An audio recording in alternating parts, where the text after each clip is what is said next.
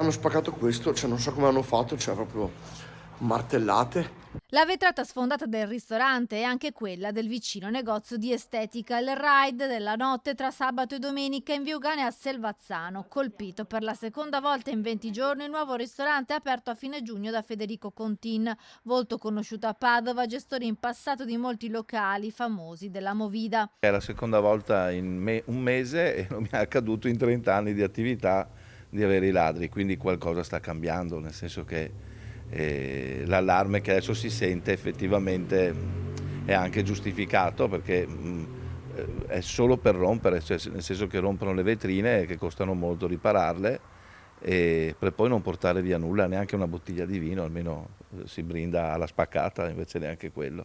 Cerca di sdrammatizzare, ironizzando mentre attacca la porta d'entrata un messaggio per i ladri che alla fine hanno fatto solo tanti danni. Io adesso ho messo un cartello, la porta è aperta, quindi se volete entrare basta che pulite quello che sporcate, troverete il ristorante aperto. Soldi non ce ne sono e non ce ne saranno mai, quindi se volete farvi un'ombra, tanto le ho sempre offerte a tutti, le offriremo anche a voi. Il registratore di cassa era vuoto e quindi alla fine hanno devastato il locale senza portare via nulla. Penso sia più un gioco da come la vedo io, perché rompono in maniera non, diciamo, professionale, ecco, le vetrate, quindi si mettono con martelli, con quello che hanno, esclusivamente per creare danno. Il bilancio di questo vandalismo?